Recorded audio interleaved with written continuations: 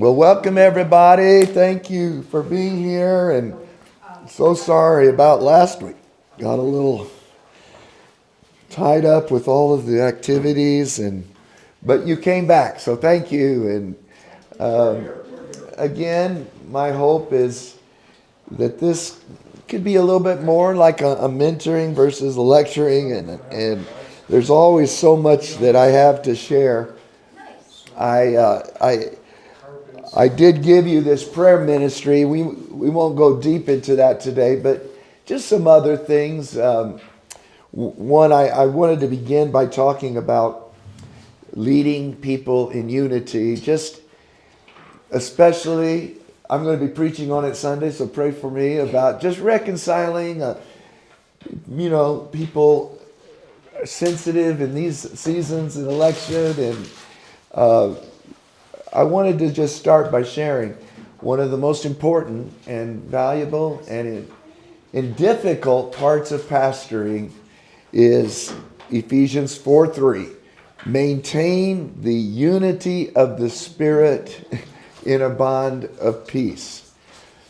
The most challenging, important role is bringing people together in a world that keeps dividing. And I mean, it's been said that there's more division since the Civil War, as much as any time since the Civil War in our country. And just someone I was pastoring this morning said, well, I'm going to go visit my daughter, and I voted for one and she voted for another. She's not really talking to me very much right now, But yeah, it's just the environment that we live in.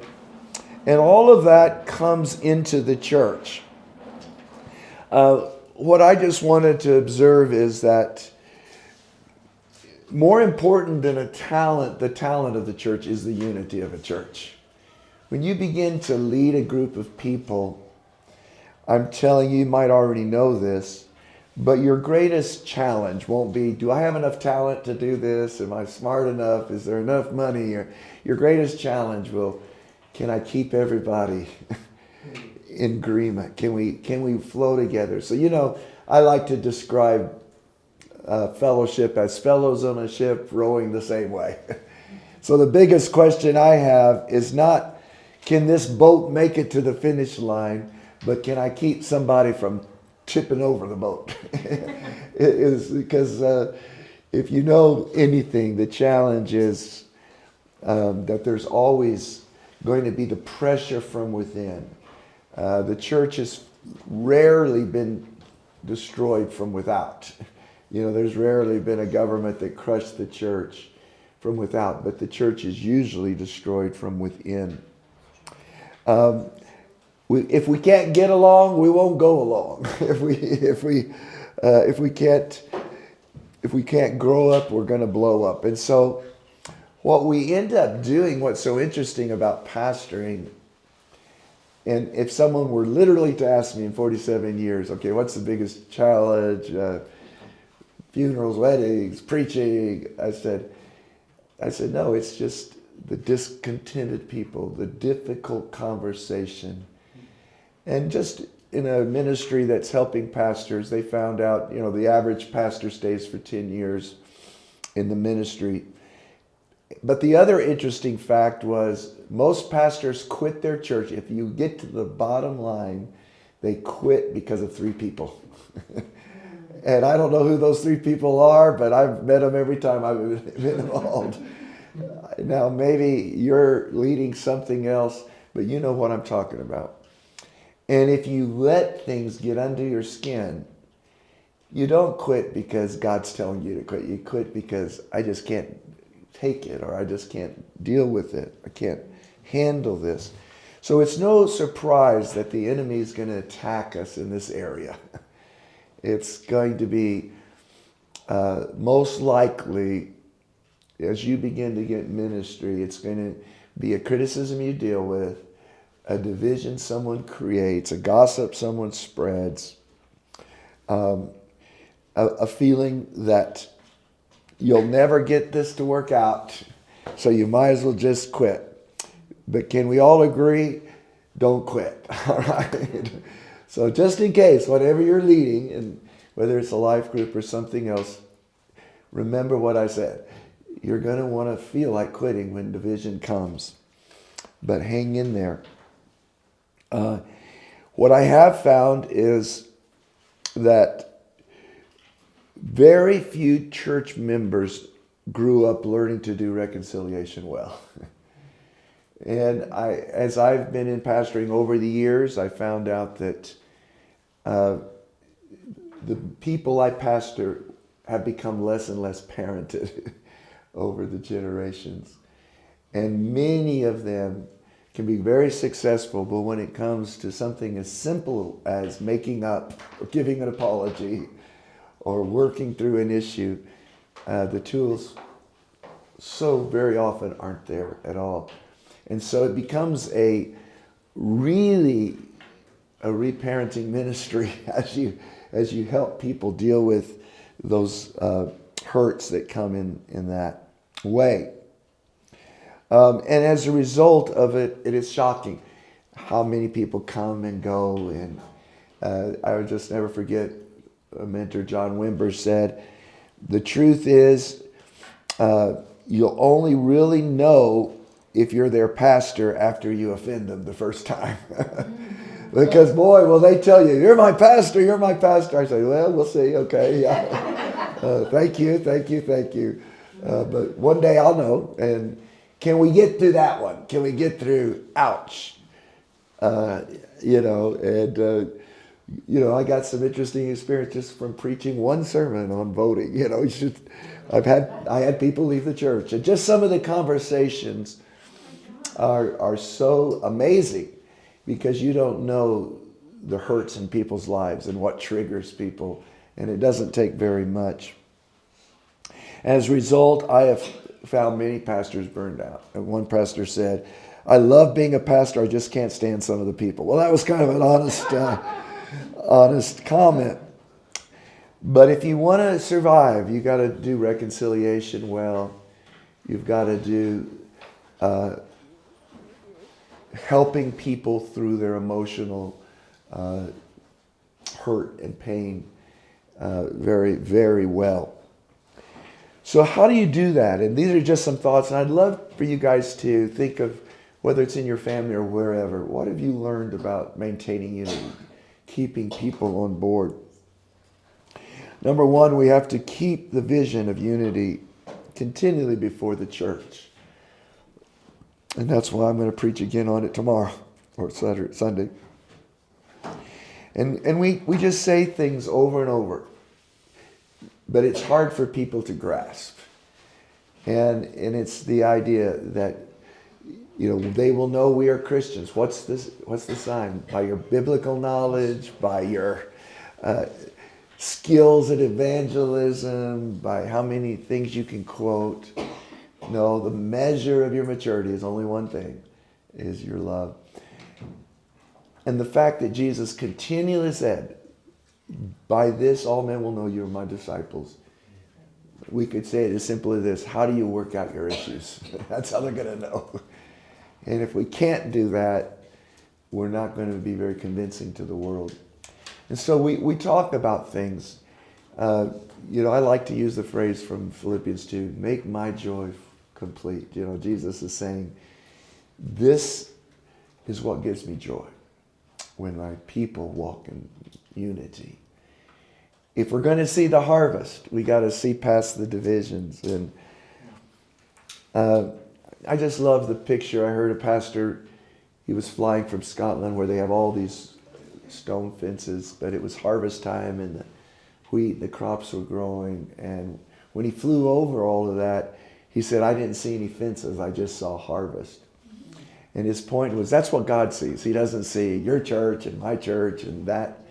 He sees a harvest. And the only way that harvest comes in is by the unity, by the camaraderie of churches, seeing the one church.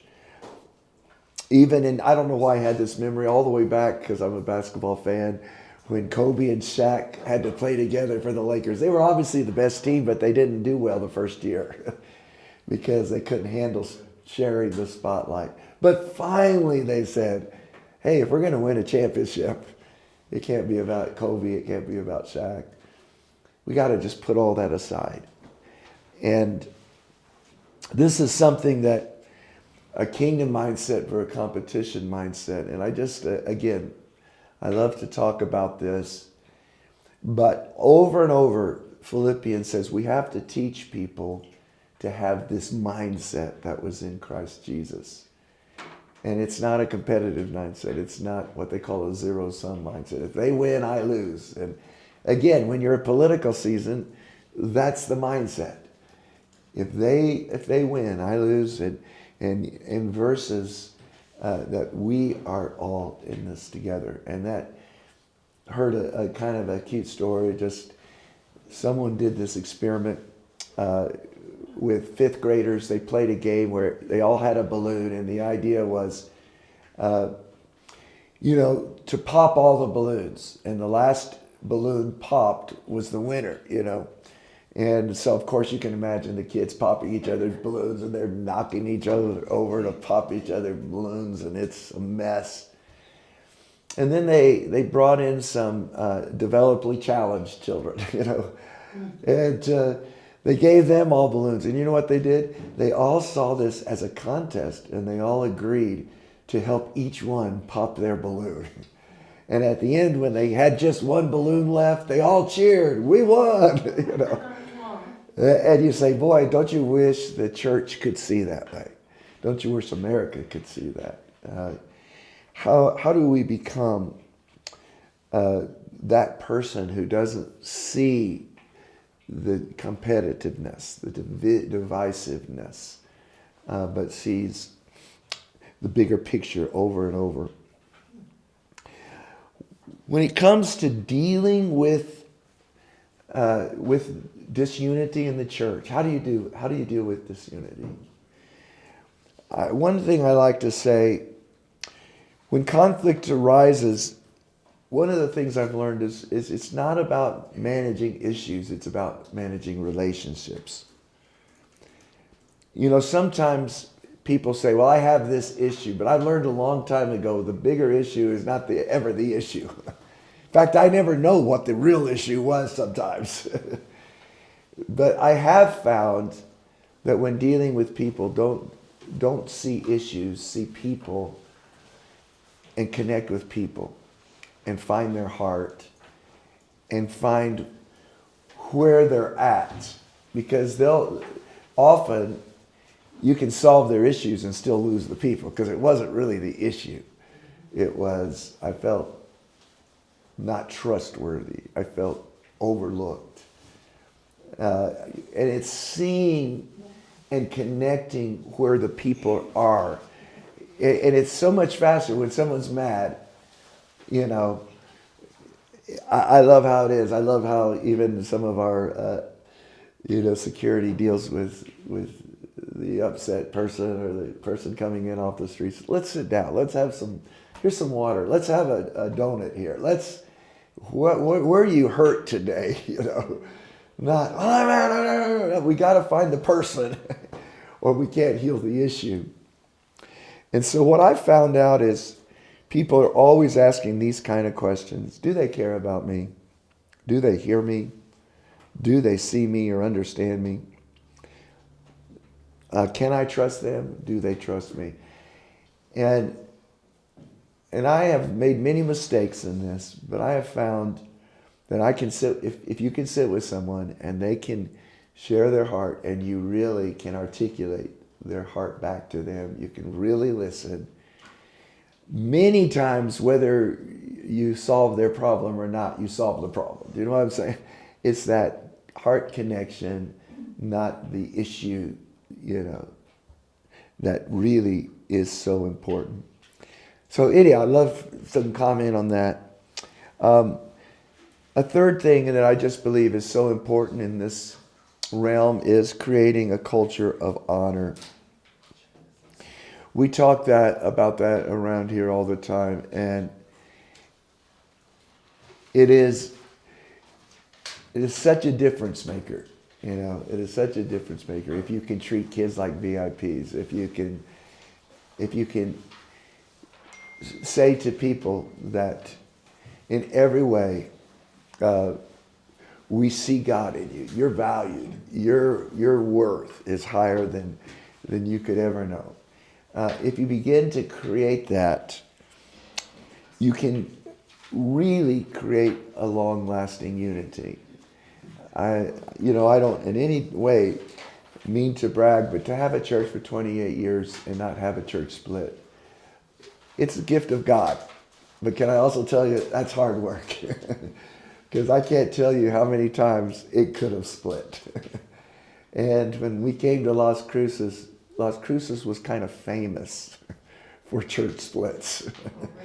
There was another church, and I mean, Pat remembers some of that. Which church are you going to now? And it split. And so it became something that I really learned a lot from my dad.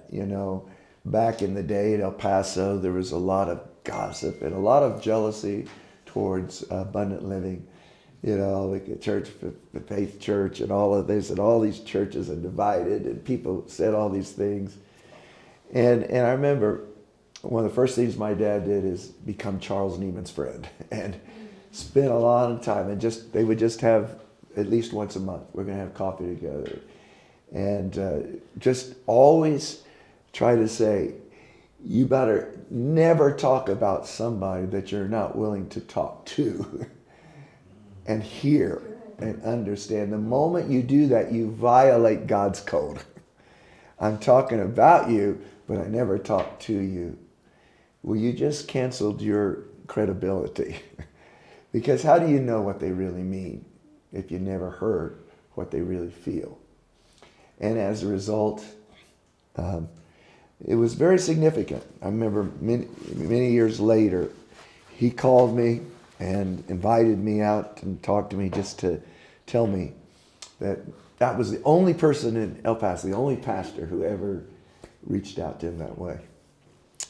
If I can interrupt. Yeah. How did you manage all that? I mean, were there specific steps that you took in order to sort of smooth over all those ruffled feathers? In which case with that? In El Paso with the splits. El Paso.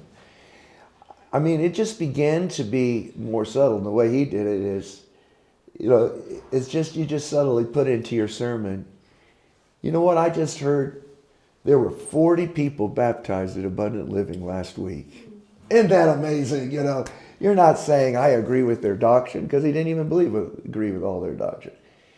But he was affirming what mattered most. And it's that willingness to, you say, major on the majors and minor on the minors. As the saying goes, in the essentials, there's a unity. In the peripheral, there's liberty.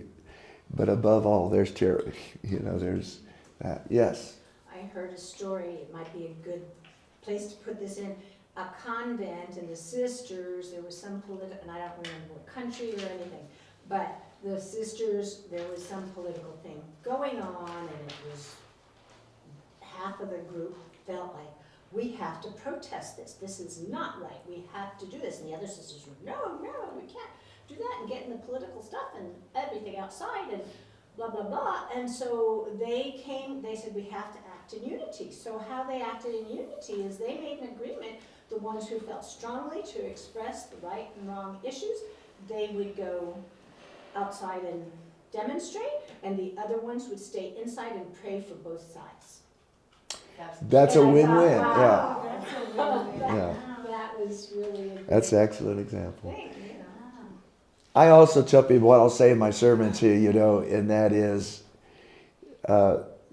we call it the third option. There's you win and I lose. There's I win and you lose.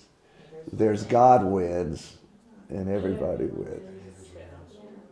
I think it's important to be aware that listening to someone and hearing them and truly understanding them does not mean that you agree with them or Right. have to agree with them or even say you agree with them. Yeah. So you can maintain your own So good, yes. Yes. beliefs in space, but be hear them and love them and care about them. That's so good.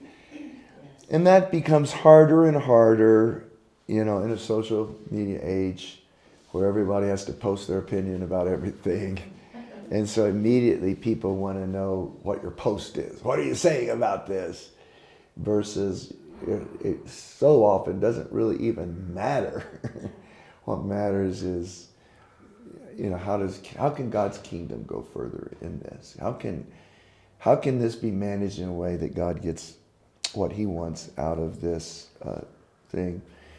Nelson Mandela was kind of I've been reading, and again, I just hope sometimes study the whole Truth and Reconciliation movement of 1996 in South Africa with Desmond Tutu, and I got his book many years ago, but how did they undo apartheid? And again, and not that it was undone perfectly, and but it was one of the most radically reconciliation movements, I think, in the history of the world. And when in his book, Nelson Mandela said, it started with assumptions. He said it started with deciding that we would make assumptions of honor versus assumptions of grievances. So, for example, he just said, I'm going to believe that there's good in people, even before there's any proof. I'm just going to believe good. I'm going to believe that they have good motives. He said, you know what's going to happen? I'm going to get taken advantage of sometimes. I'm going to get, things, I'm going to get blindsided sometimes. But he said, when I play the long game, when I think of this over 20, 30 years, it'll be far more likely that I'll see my ultimate goals accomplished of reconciliation and healing by assuming good versus by assuming suspicion and bad. I thought there was just such grace and wisdom in that. And the Bible teaches us. So I have this verse in second page, 1 Timothy 5, 1-3.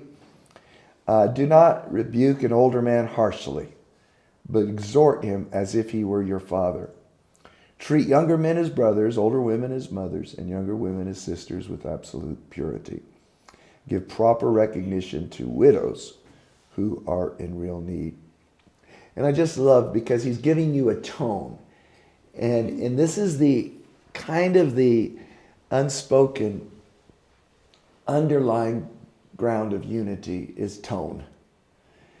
Way before it is agreement or anything else, but it's the tone and the communication that says, I respect you, I value you.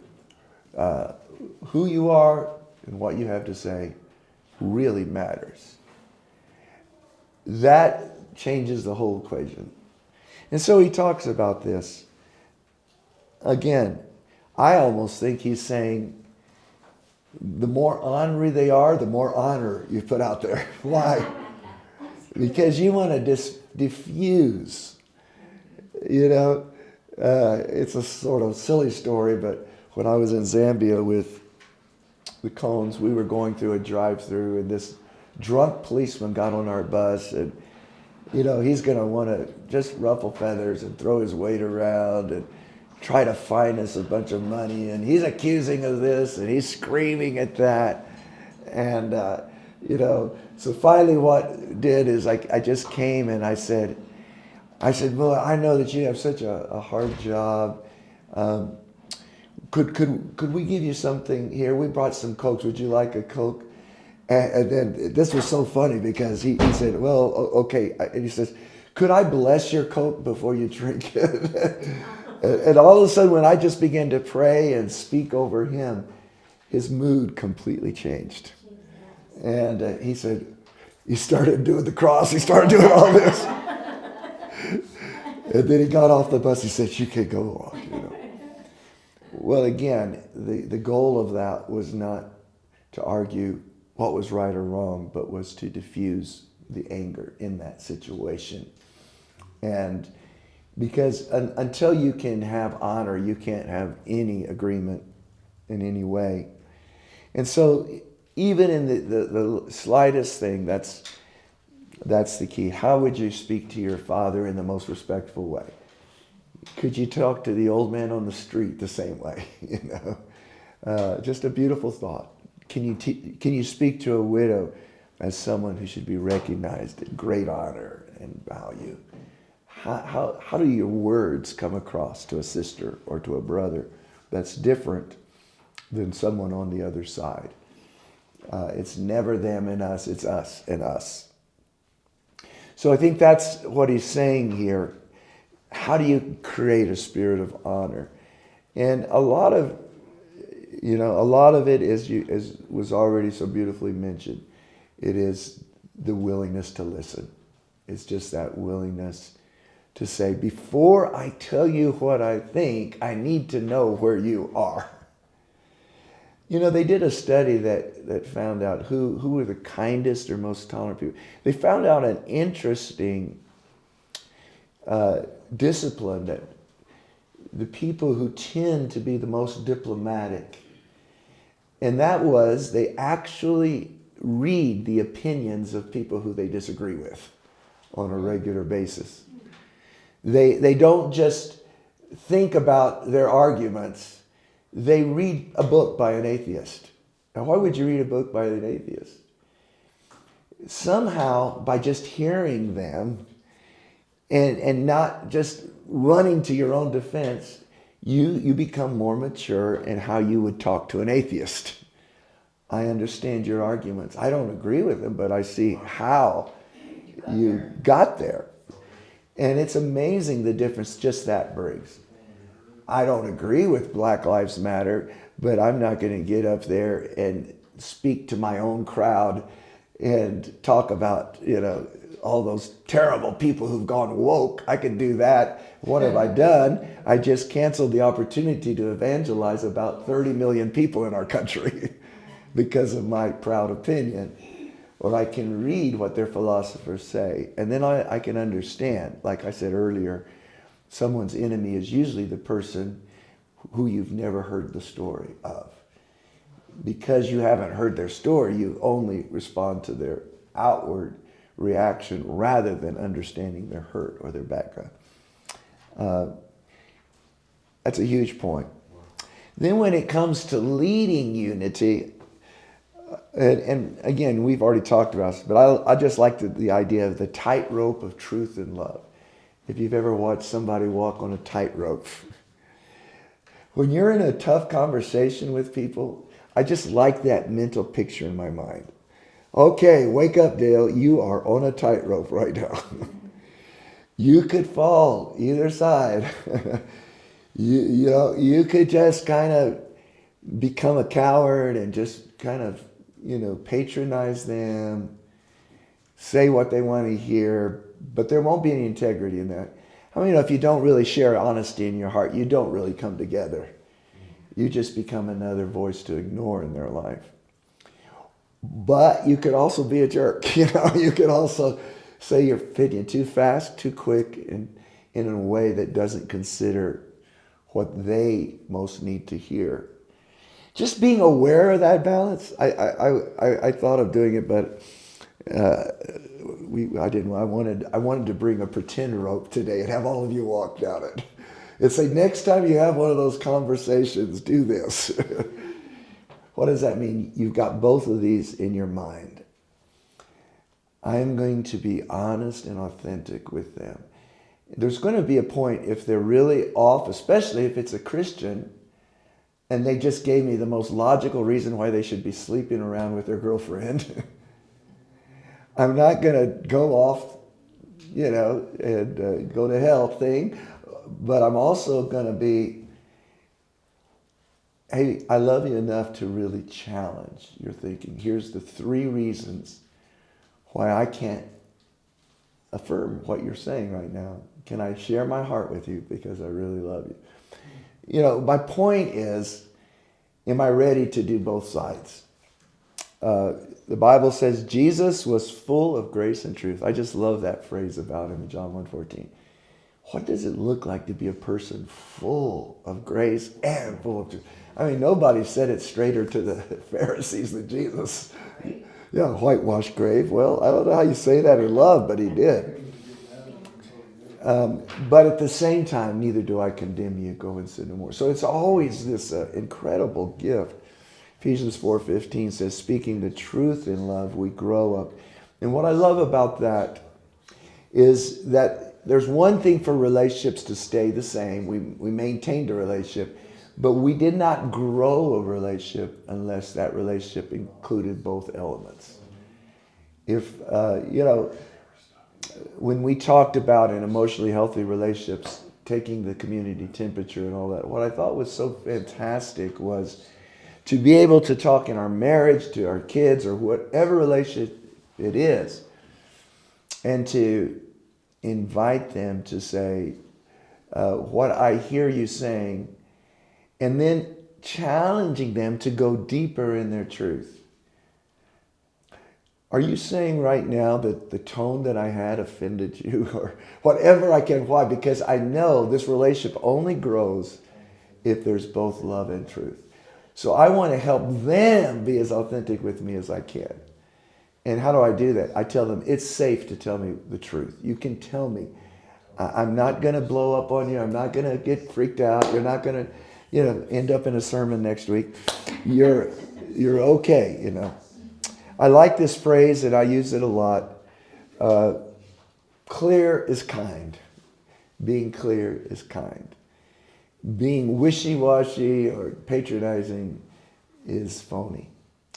But just saying, I love you, and I respectfully disagree with what you just said with all my heart. But I'd love to talk to you more. Is there something you would like to tell me that you did not hear me say that is bothering you? Whatever it is. A fourth thing I have here is we have to deal wisely and directly with divisive people. Now, I just want you to know, if you're going to be a pastor, it's not always going to be one big love party. Because you can't have unity in the church and allow divisive people to sow seeds of discord. Proverbs says there's one thing God hates. He says he hates those who sow discord. It's something that he says, this is really big. So here's 2 verses from the New Testament. I appeal to you, brothers, to watch out for those who cause divisions and create obstacles contrary to the doctrine that you have been taught, and avoid them. Titus 3:9, but avoid foolish controversies and genealogies and arguments and quarrels about the law. Have you ever known someone who just wants to bring something up to stir the pot? There's not any reason, there's not any sincerity. They just like to stir the pot. He says, all of these things are unprofitable and useless. Warn a divisive person once and then warn them a second time, and after that have nothing to do with them. Wow. You may be sure that such people are warped and sinful, and they are self-condemned. Wow, that says it pretty straight. The point is, this becomes huge to discern as a shepherd the difference between someone who is mistaken, someone who's immature, someone who simply needs more pastoring. And how do you tell? Well, first of all, you can usually tell after that first time you have an honest heart-to-heart with them. Look, I just need to say, I know you shared your opinion at the life group today, but the way that you spoke came across as very disrespectful towards whatever, our president, or whoever. Could you recognize what I'm saying? Why that doesn't really have a place in our group? Immediately, you'll know their reaction. If they immediately go into a diatribe and tell you 5 points and reasons why they're so right, you know you have a divisive person. If they hear you and they say, okay, even if they say, I don't agree with you, but I will respect you. Okay. You know they're not a divisive person. They may be a difficult person, right? We've got a lot of those. We don't kick all the difficult people out, or we wouldn't have much of a church. We call them the EGRs. We have lots of extra grace required people. And I just tell life group leaders, if you don't have one or two of those, you better be saying hallelujah, because next time you will. That's going to be a part of your life group journey. But the point is how you do that. So what do? You have to be able to clarify expectations with people in very honest ways. I'm sorry, but here at Hartfield World, we don't treat people that way. Most of the time, division comes in a church through gossip. That's the number one thing we have to address. And it's a difficult thing. Someone say, well, how do you do it?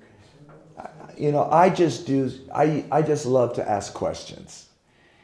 I just want to clarify, because I just know you have the right intentions here, but I need to understand, because I heard through someone else that you guys were just talking about Brother Bob, and that this was said and that was said. Am I missing it? Is that not true? You ask questions. You don't come down and say, you're a gossip, but you say, I need you to tell me what's going on here. Just tell me. Well, how did you say it?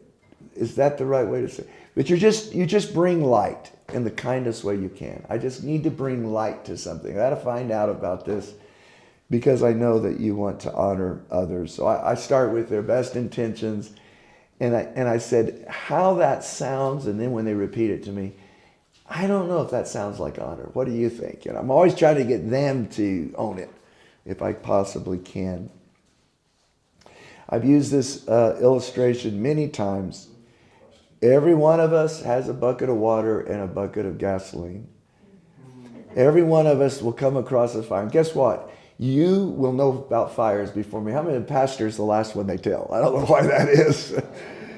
Somehow that's too much accountability, But I'll tell the nursery worker, but I won't tell the pastor, because he might quote a scripture or something. I don't know. So nobody will tell me. Very few. I say nobody. That's exaggerated. There have been a few, which I so appreciate. But what will happen is they'll tell someone else. And so I say the cost of being a leader is, I just need to know that when that happens, you put gasoline. I say, well, what if it's true? All you say is, yeah, I don't know exactly what happened. I'm not correcting you on that. But can I tell you about their heart? I believe their heart is so good. I remember them coming to the altar and giving their life to Jesus. I know they really want to follow Jesus. What am I doing? I'm representing the best positive scenario to them, versus agreeing with something that could start a gossip chain in the body of Christ. Any comments? My question, and if you want to discuss for a moment at your table, what is keys that God has shown you for keeping or restoring unity, whether it's in your family or a ministry? Why don't you discuss that for a minute at your table? What are some keys God has shown you for keeping or restoring unity when things could have easily divided in your sphere of influence?